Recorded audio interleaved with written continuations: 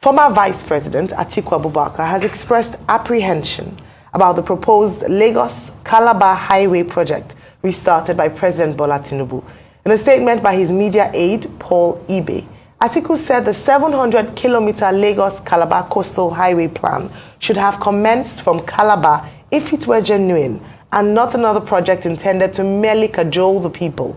The People's Democratic Party presidential candidate in the last general election lamented that the road project looked dubious, with all the hallmarks of a white elephant project. Atiku said Umahi refused to reveal how much the project would cost, explaining, and I quote, he only explained that it would run through 9 states and would have a railroad running through the middle. Most importantly, the works minister said the project would come at zero cost to Nigeria, which is currently facing an all-time high level of debt. End of quote. All right. White elephant project or not? Well, I mean, it's the responsibility of government to provide infrastructure. Yeah. And one of the things that President Tinubu said in his Renewed Hope Agenda Manifesto is that infrastructure will be one of the major priorities of his administration. However, it is also within the rights of the opposition or of even concerned citizens, who may not necessarily be partisan, to raise questions when government announces projects. In this particular case, the subject at issue is the Lagos-Calabar Coastal Highway that the Tinubu administration is proposing. Now, what Waziri Adamawa Atiku Abubakar is saying is that there is something dubious about the project. And he has raised a number of questions about transparency and accountability. I think rather than dismiss, the concerns raised by the opposition politician of the People's Democratic Party, the Tinubu administration has a responsibility to be transparent, to tell us what the details are. It's not enough to say that Atiku Abubakar is being irresponsible. It seems to me that he has raised very valid questions. One, about the award of the contract for the highway, saying, look, high-tech construction company that has been given the project and that has been mobilized or will be mobilized to the tune of 1 trillion naira for a 47.47 kilometer stretch from Victoria Island to the Lekki Deep Sea Port, did not go through competitive bidding. And the statement by Atiku Abubakar said, look, this was supposed to be a build, operate, and transfer project. And because of that, it didn't go through National Assembly, it didn't go through the Federal Executive Council, because it's supposed to be funded 100% by the contractor.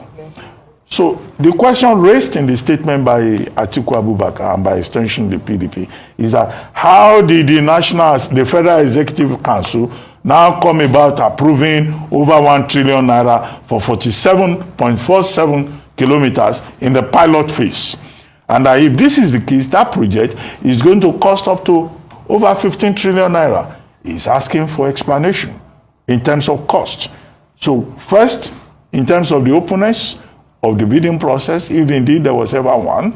2, the cost. How did the BOT 100% project end up being financed, in the first place by the federal government of Nigeria? I think that those are valid questions that nobody should politicize. I see that there's been a response by Mr. Bayo Ononuga, special advisor to the president on information, who has said, Atiku is being irresponsible. No, can we have the details about this contract? Number 3, Atiku Abubakar is also questioning the integrity of that high-tech company, which he says is linked in terms of personal interest to the president of Nigeria. And that the president of Nigeria is conflicting personal interests and national projects. Many will recall that Lin Kuan Yew, in his book From the Third World to the First World, said that one of his major interactions with Nigeria showed him that in Nigeria, at that time, in the 60s, that the Nigerian people, they make policies to serve personal interests. Now, I mean, we don't expect that in 2024, people will make policies and back on projects to serve personal interests. So also at that level, you know, the explanations will be in order. The final part of it is that route that has been chosen for the construction, the owner of a landmark, you know, a major cultural and tourist center in Lagos, there have been stories over the weekend about him saying, oh, this should be, you know, the project is going to wipe out its investment and affect tourism in Lagos State and all of that. You know, well, the details are out there, but what Nigerians must also know is that under the Land Use Act, Section 1 thereof, Section 2, government can take your land in public interest. If it is going to be in the public interest, then of course, overriding public interest, the law even says, you know, the best that government can do is to pay you compensation. So people, the sum of what Atiku Abubakar is saying is that separate personal interests, private interests should be separated from public policy. And if government is pursuing a particular project in the public interest, government itself has an obligation to make it clear that this is in the public interest, not in personal interest. I don't think it's something that you know, the Tinubu administration can just wave off like that. They have to give us very robust explanation. After all, the 700 kilometers coastline highway is to benefit Nigerians. It will even have rail lines in between. It will have bridges. It will have, you know, if we can get from Lagos to Calabar very quickly, it will be of benefit to us. But if it is to be of benefit to us, we must follow due process. There must be transparency. When I was going to school in Calabar, we used to spend about 12 hours from Utuk, Nyangete, from Djibou to Calabar. Okay, if you went by air, that would take you just about 45 minutes in those days. An air ticket was 45 naira, in fact 42 naira to get to Calabar. But if you have a coastal highway that goes direct all the way down, maybe it will be faster. Maybe we'll be able to get to our country, Calabar as we used to call it, within 5 hours. A short time. Yes. I mean, on the surface of things, like you mentioned, Dr. Bati, it looks like a great initiative, especially when it comes to infrastructure investment. And recall that earlier, the Tinubu administration had announced the Renewed Hope Infrastructure Development Fund, which was meant to bridge inefficiencies, especially when it comes to infrastructure development. Waziri Atiku, in his statement, had also cited that fund, saying that the fund in itself was not transparent. So the crux of the matter or the issue is not Waziri Atiku trying to criticize another administration's project, but also raising pertinent questions around transparency, accountability, and integrity.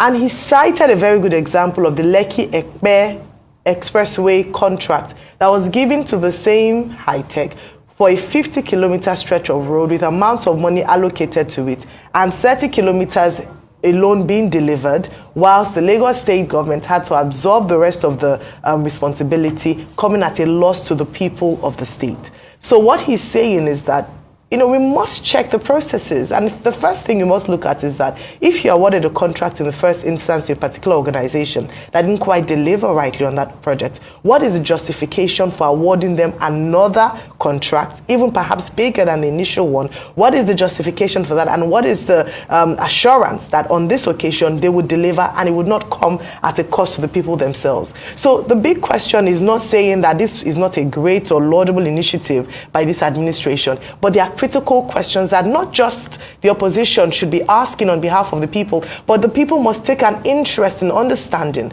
because it's often been said that when contracts are awarded, it's not just for the benefit of the people, but it's usually self-serving in terms of personal interest.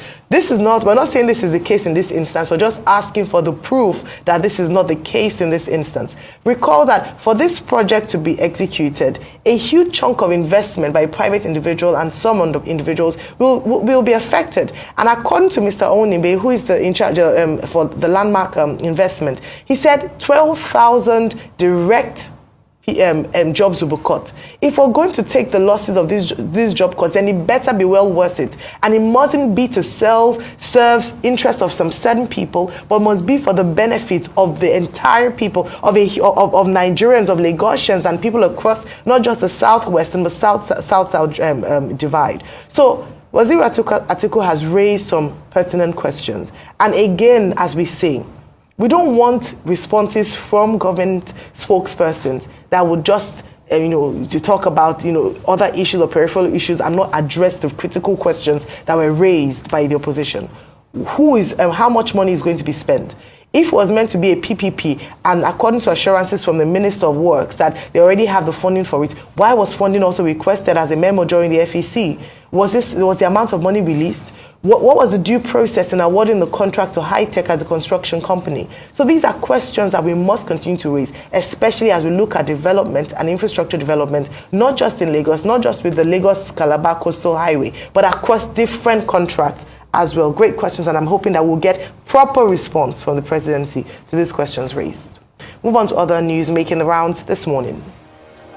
The federal government has declared Tuesday, April 9 and Wednesday, April 10, 2024 as public holidays to mark Eid al-Fitr celebration. The Minister of Interior, Dr. Olubunmi Tunji-Ojo, who made the declaration on behalf of the federal government, congratulated all Muslims for the successful completion of the fasting in the holy month of Ramadan. And on the foreign scene, Britain's Deputy Prime Minister, Oliver Dowden, says the UK would stop selling arms to Israel if his government receives legal advice that Israel was in breach of international law through its actions in Gaza. Also in Israel's military, they've said on Sunday that it was reducing its numbers of soldiers from southern Gaza, leaving just one brigade in the area. The pullout is being interpreted as tactical rather than a sign that the war may be moving closer to its end.